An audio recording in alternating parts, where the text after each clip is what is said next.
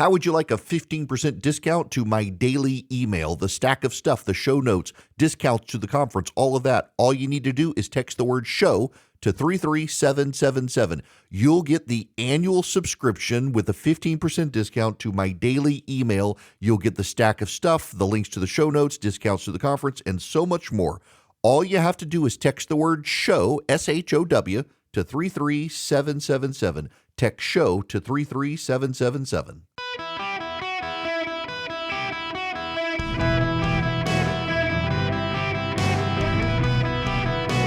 Welcome to the Eric Erickson Show podcast, Hour 2.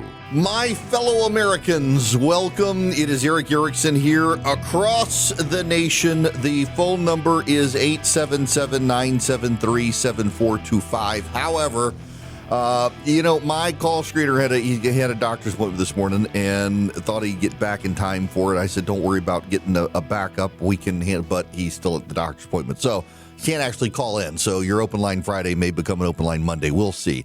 877-973-7425 is the phone number you can't call right now. But what you can do is you can text Eric, E-R-I-C-K, to 33777, and you should get the show notes, among other things.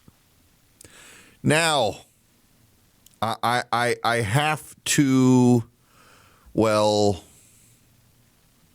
gotta say that I am, how do I put this?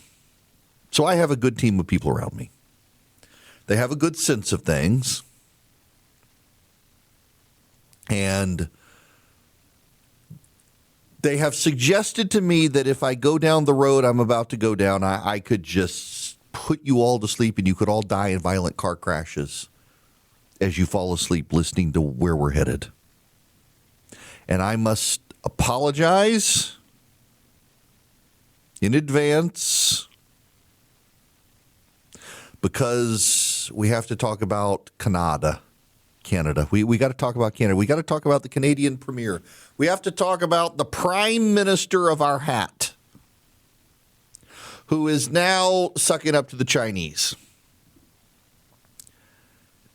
The Canadian Prime Minister is claiming essentially closer ties with China in a quote-unquote New World Order.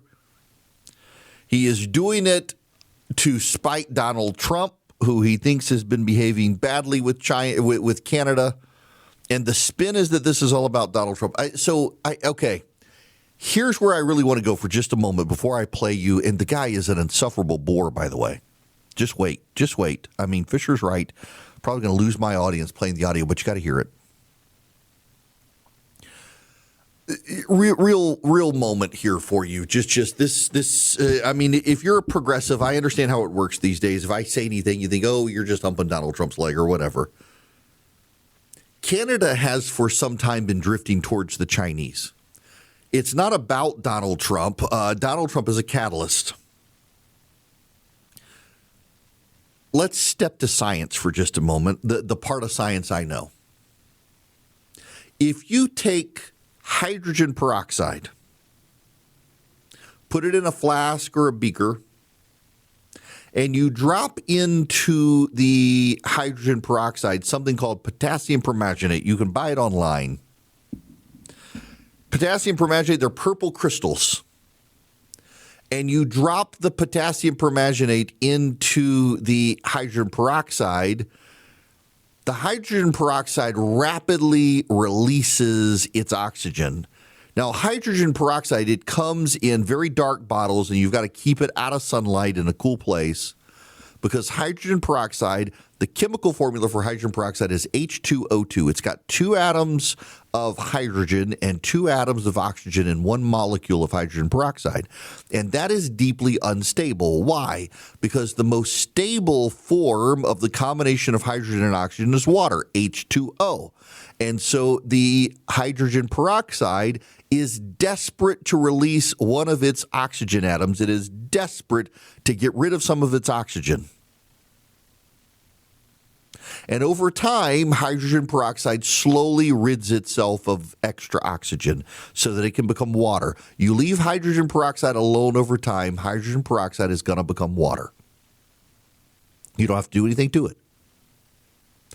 You drop in the potassium permanganate, and it rapidly releases its oxygen. In fact, it releases it so rapidly that you can stick a match in the smoke that appears to come off of it, and it's oxygen, and it blows up. It goes boom. When I was a kid, I used to have friends over, and we would do this, and we would fill up balloons, and then we would set a match to them and watch them blow up. We do it with hydrogen too. Hydrochloric acid and zinc. Boy, I'm digressing here. Sorry, nerding out on you, nerd alert. When I was a kid, I had Dexter's Laboratory. I had a massive chemistry lab. I'd save up my allowance, and I would go to the chemistry place with my dad, and I would buy all the chemicals. Now, you know, when you're in Dubai in the 1980s and you're a 12-year-old with a lot of money, they didn't care if you wanted uranium. I digress. So, potassium permanganate, it's not really causing a chemical reaction with the hydrogen peroxide. It's a catalyst. What is a catalyst? A catalyst speeds up a reaction that was happening anyway. So the hydrogen peroxide was already releasing its oxygen. The potassium permanganate is just a catalyst, and it causes the rapid release of the oxygen. Are you all still awake? I got a point here. Donald Trump is the potassium permanganate. Donald Trump is the catalyst.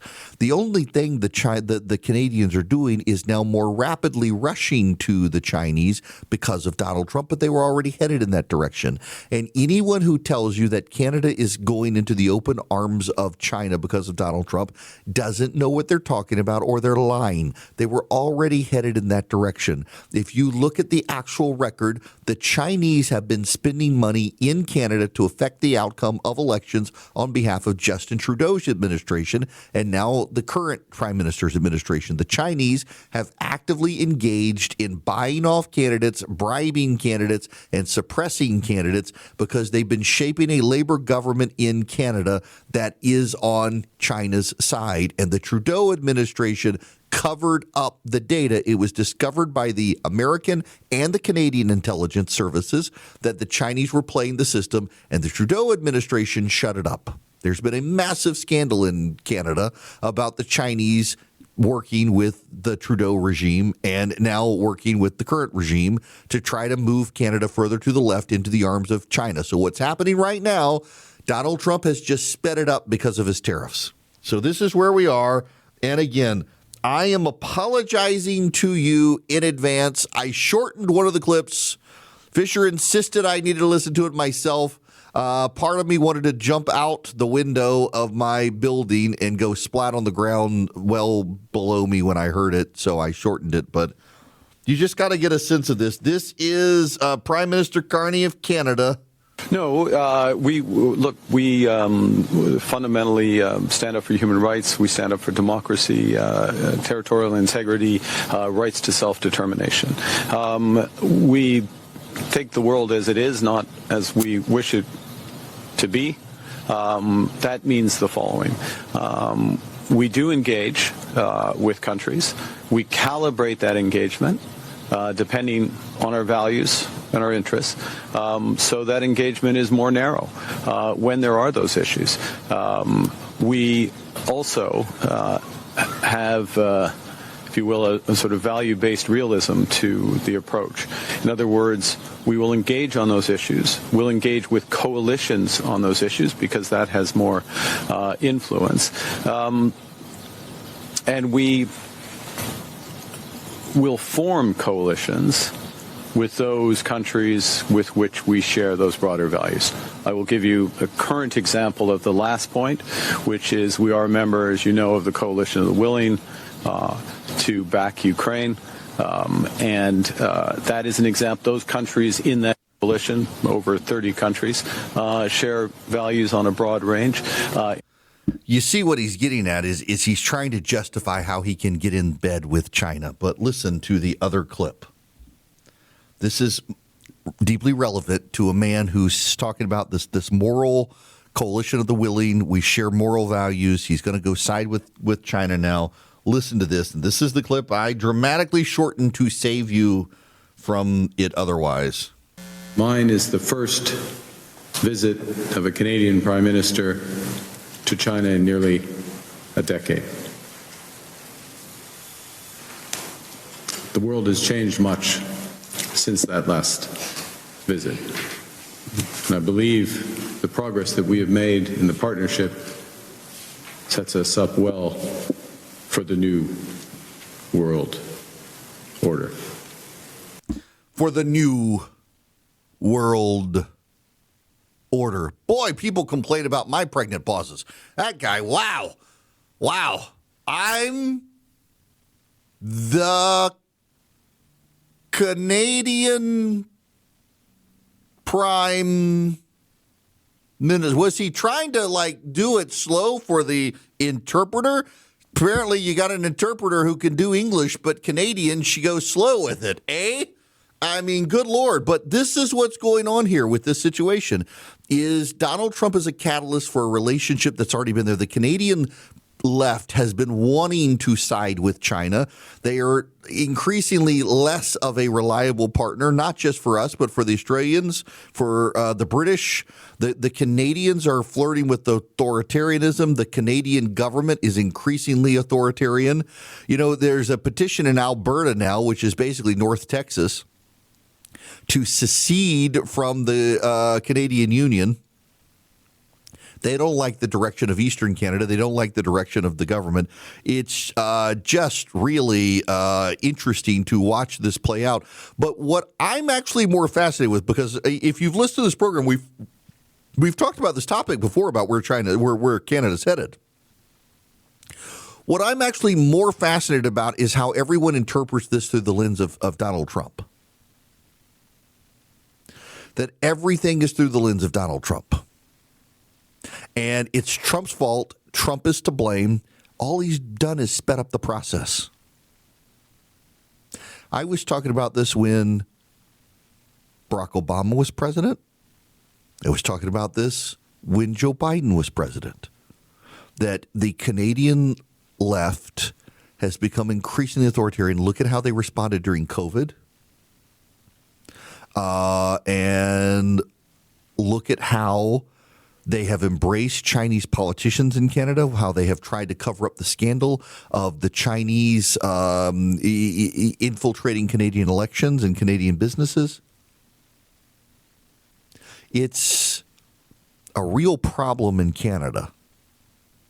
And I don't know that the Canadian people are fully apprised of it because so much of the Canadian media is also in the pocket of either the Chinese or the Canadian government. They're not really covering it. Remember, it was a pretty shut-up scandal once it came out that the Chinese were infiltrating the government in elections in Canada. The intelligence community itself found it, and it got real hush-hush up there for a while. So I raised this issue, one, because I want you to understand how the situation with Donald Trump is being interpreted in the media, that he's to blame for this when he's not. He's just speeding it up. And also, I do have to say that I do think his imposing tariffs probably caused this to come about at a time that's not good. It was inevitable it was going to happen. There were ways to undo it. But the president is now locking up, and it's you got to notice this. The president is now locking up the Western Hemisphere for the United States.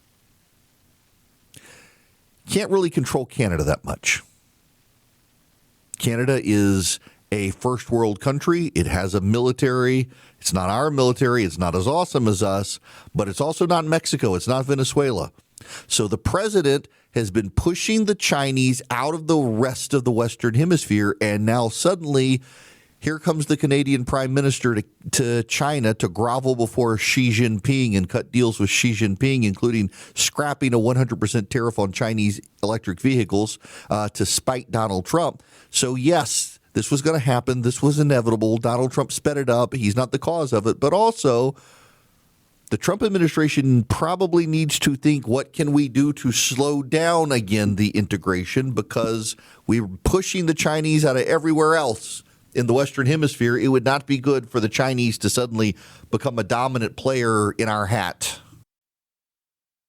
Hello there. Welcome. It is Eric Erickson here. Can I just say, so this Ben Shapiro conversation, I put the clip in my morning email, which you can get by texting Eric to 33777. Gavin Newsom cannot bring himself to answer the question of, can boys become girls?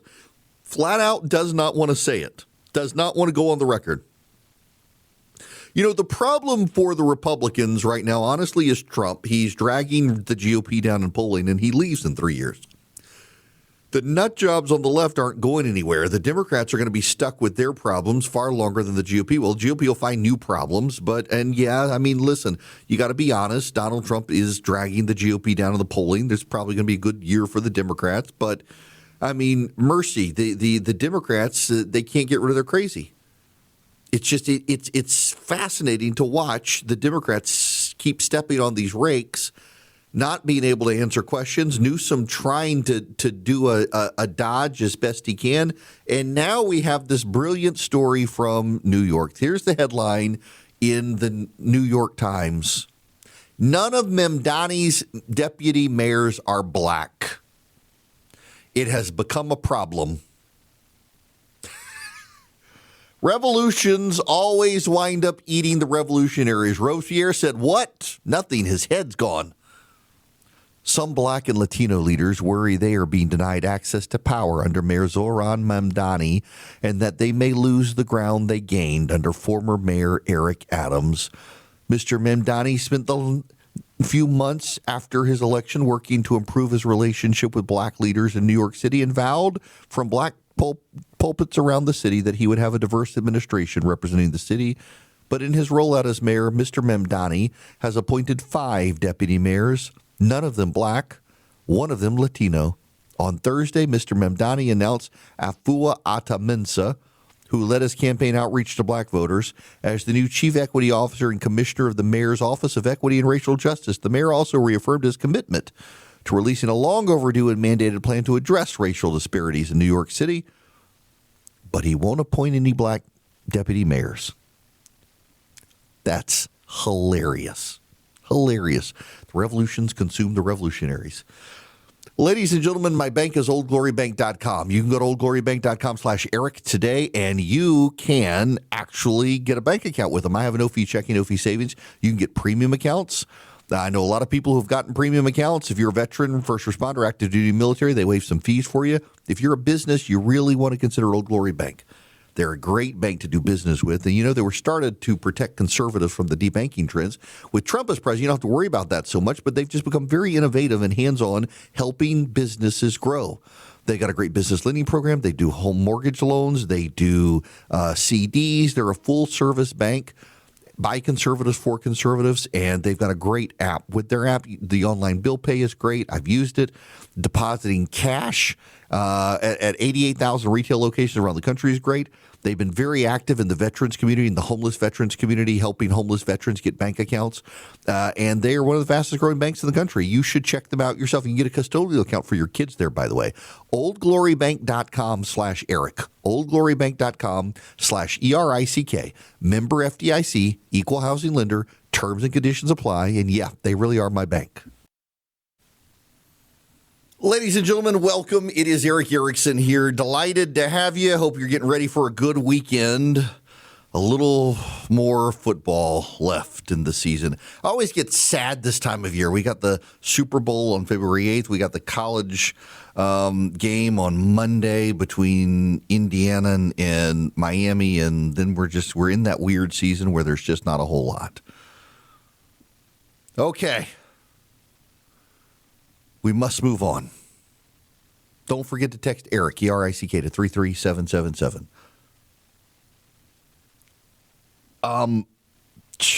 Venezuela. Sorry, I'm being distracted, and I shouldn't be distracted right now. So I'm sorry. I got to laugh about this. I have a friend of mine. Some of you would know. I'm not going to say his name, but we're in a group chat, and in the commercial break before the last one, I sent a link to something someone had said about a couple of pastors who many of you would know.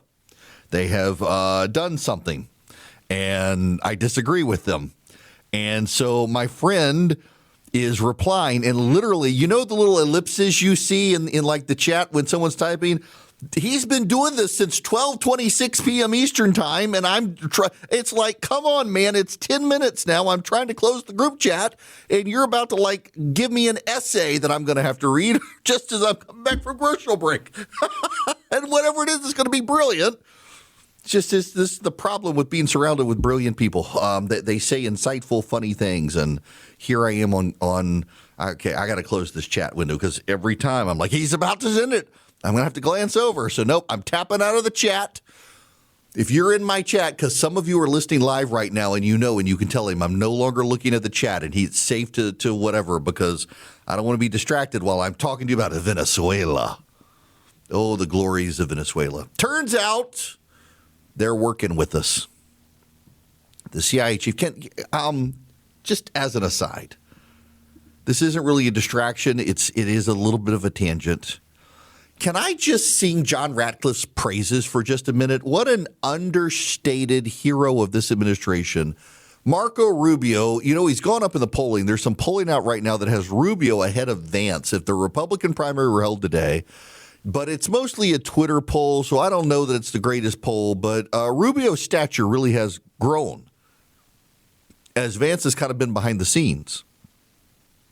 The man who is ultimately behind the scenes is John Ratcliffe, who is the director of the CIA, far more influential in the administration than what's-her-face? Who is the idiot America hater that we put in as that the Ron Paul people like? Why am I blanking on her worthless name? The former congresswoman that half of you only like her because you thought she was good looking and she's an idiot who hates America and loves bad guys. Anyway, the director of national intelligence. Now this is crazy. Sorry, y'all. This is a Friday. D&I head is yes. Tulsi Gabbard. Tulsi Gabbard was a progressive wackadoo who none of you would have liked because she was a Democrat, except she was an isolationist. And so there are some people on the right who liked the woman who couldn't even be involved and included in meetings about Venezuela because she was so pro-Maduro they had to keep her out of the meetings. This is where, we used to praise Abraham Lincoln that he would have this gang of rivals. I mean, they wrote books about how he had all the people who hated him and were his rivals in his cabinet, and he got the best out of them. And Donald Trump has put all these people in his administration who hate the country and gotten them to actually do pro-America stuff. But Gabbard is so bad that he had to keep her out of the planning meetings on Venezuela. And I hear on Iran as well, she was in one meeting. And they decided probably not. No, she's not, Fisher. No, stop. Oh, no. Nonetheless, John Ratcliffe is the actual competent head of intelligence in this country. He runs the CIA, and they sit him down to Venezuela. Last month, as U.S. forces were massing off Venezuela, government officials in Caracas, the political heirs to Hugo Chavez, founder of the country's socialist state, vowed American intervention would ignite 100 years of war. If they attack Venezuela, one senior official said, not a single drop of oil can leave here for the United States. But since the U.S. military stealth operation January 3rd to capture President Maduro, the leaders of a newly pragmatic Chavismo seem to have walked through a looking glass to welcome Los Yankees with open arms. The two countries, with leaders of sharply different ideologies, are moving toward the coalition of a neo-colony here in South America, with Washington holding the purse strings and all of the cards. CIA Director John Ratcliffe met with the interim president, Delcy Rodriguez, in Caracas on Thursday to deliver the message that the United States looks forward to an improved working relationship. Ratcliffe is the most senior U.S. official to visit Venezuela since U.S. Special Forces captured Maduro and his wife. While he was in Venezuela, Trump was meeting at the White House with opposition leader Maria Corina Machado. Trump indicated he does not believe Machado and her pro-democracy movement are capable of running Venezuela. During the 2-hour meeting, the U.S. official said Director Ratcliffe discussed potential opportunities for economic collaboration and that Venezuela can no longer be a safe haven for America's adversaries, especially the narco traffickers. Ratcliffe does really good work, and he's got the CIA outperforming right now. By the way, I know there is polling, and progressives have trotted out this polling that shows that the people of Venezuela overwhelmingly would welcome Maria Machado as their president. There is a similar problem between Venezuela and Iran. And I know I sound like a broken record on this, but it actually is worth repeating because I actually am right on this. I know enough of the smart people who actually have been getting this stuff right, not wrong, but the people who've been getting it right to know this is a problem. Here's the problem. The Iranians and the Venezuelans have together put in power a lot of people who make a lot of money out of their economies, who will preserve and prop up those economies. The Iranian Revolutionary Guard Corps, for example, Khomeini is dependent on them. And there are 1,000+ people there who all have a say in different operations of the economy, kickbacks, bribery schemes, and the like. You're going to have to kill all of them. Same in Venezuela. You've got more generals I read per capita than any other country. They all have they all control one aspect of the economy individually, and together they control the whole economy. And you got to wipe them all out if you want the democracy movement to be able to take over immediately. Otherwise, you got to slowly co-opt these people, and it takes time. There is always, when something like this happens, a rush, but it takes time. And Ratcliffe, I got to tell you, I am just staggeringly impressed with John Ratcliffe. Now, he's always been a good guy. He was always a competent member of Congress. He was always great where he was in the last Trump administration. And now to be the director of the CIA, you know what? Wasn't he DNI'd the first time? And it's kind of a useless post. Just so you understand, the reason they gave Tulsi Gabbard the DNI post is it's a worthless post. No one really even knows what it does. It's kind of a figurehead position unless you have the ability to command the attention of all the different intelligence chiefs. Otherwise, the CIA is where you put the competent guy. The CIA is where they have put the competent guy, John Ratcliffe, and by all accounts wanted to be in the CIA, head of the CIA, and not DNI, because last time he was DNI head, and he's like, this job kind of sucks. He's right where he needs to be. And he's working hard to solidify this relationship. Rodriguez, using language that would have been shocking before Maduro's capture, called this week for a new political era.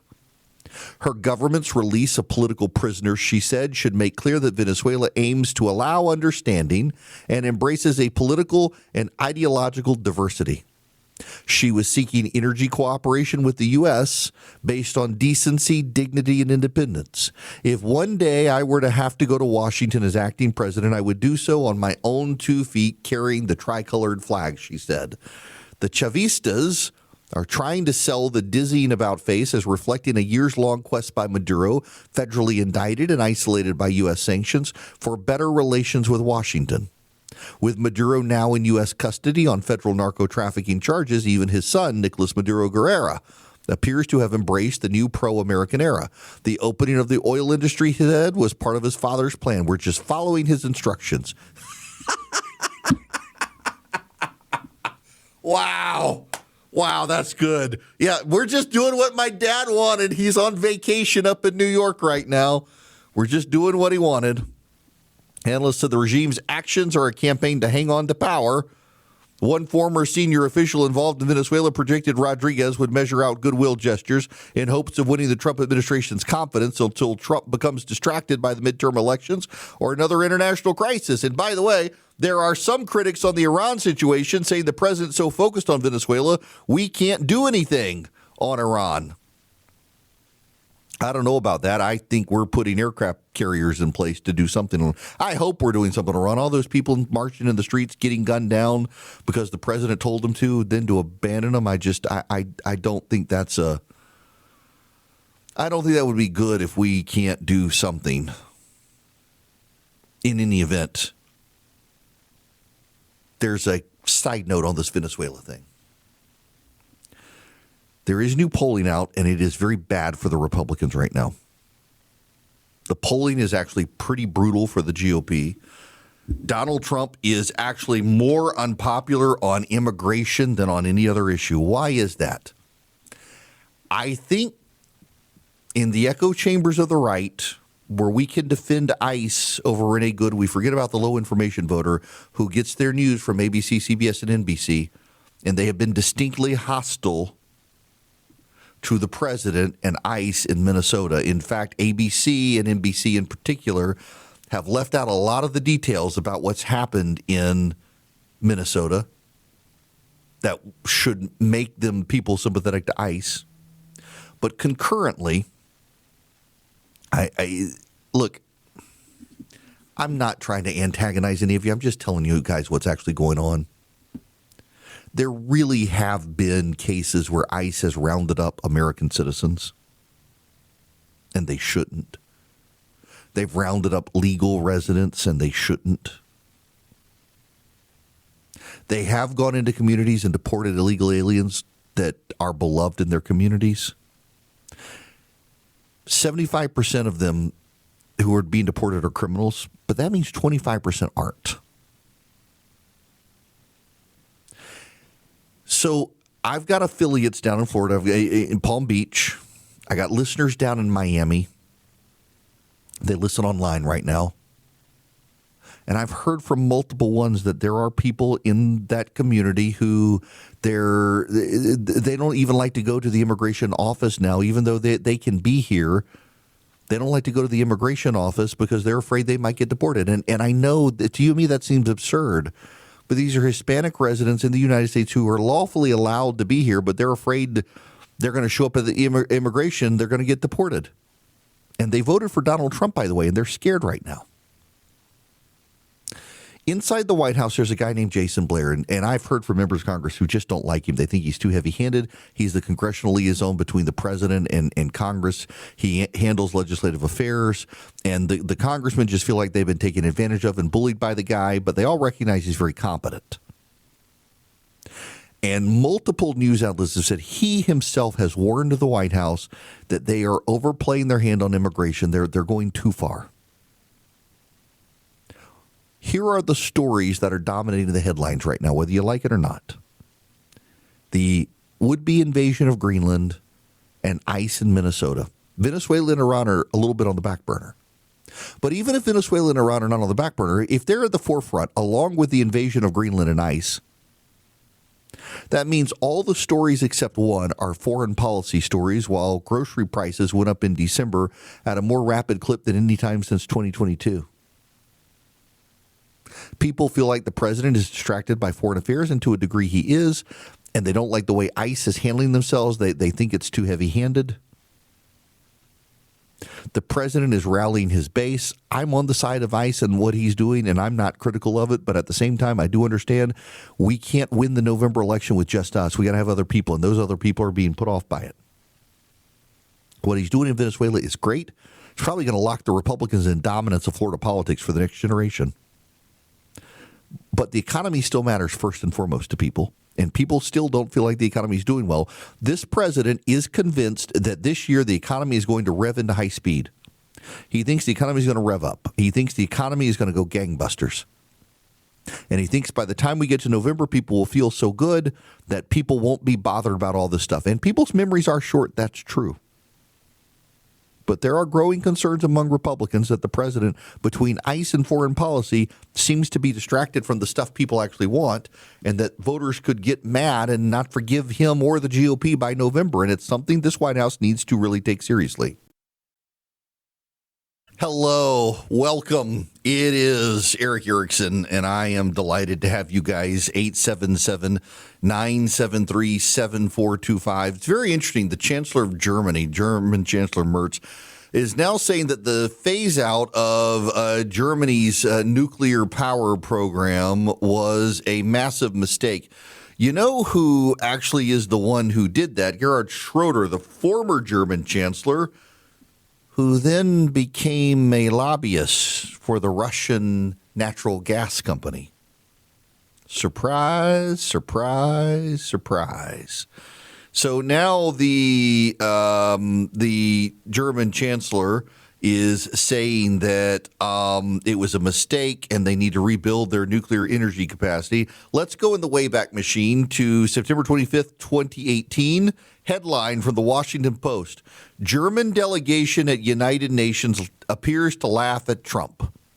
Germany's delegation at the UN General Assembly appeared to laugh during President Trump's speech when he suggested that Germany is becoming totally dependent upon Russian energy.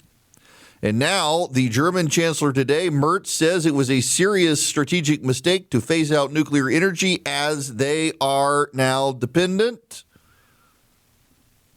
on Russia for natural gas. There we have it, folks. There we have it. Trump was right about this, too. The German chancellor admitting they screwed it all up. I'm intrigued by the left-wing antagonism towards nuclear power, which we need. You know, we've built one nuclear power plant here in the United States the last 20 years. That's here in Georgia, Plant Vogel.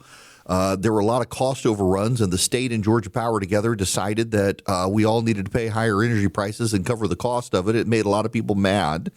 But it was actually a good thing because we lacked the institutional memory and knowledge to be able to build nuclear power plants. Raytheon today, I just saw somebody said he interviewed a senior Raytheon executive who said their biggest struggle with making weapons now is that they can't find enough American kids who want to be engineers. They don't have they're losing the institutional knowledge as the old guys retire, and there are not enough young guys coming in and young women coming in to be weapons developers. It's a real problem in this country. Now, one of the other problems in this country right now is the precious metal prices are skyrocketing. Gold is up, silver's up. The U.S. Mint has stopped selling silver products all of a sudden. Prices are getting too high. The government is unsure exactly what all the motivations are. Part of it is China. Swiss America has been warning people about this and about the secret war on cash. And they want to give you their free report that takes less than 15 minutes to read. All you have to do is call or text 800-289-2646. That's 800-289-2646. The all-out war on cash includes digital forms of currency, and it is spreading. Get the Secret War on Cash report completely free to my listeners. You just text ERIC, E-R-I-C-K, when you call or text 800-289-2646. 800-289-2646. You can also go, by the way, to SwissAmerica.com/ERIC. Put in your information there, SwissAmerica.com/ERICK or 800-289-2646. Message and data rates may apply.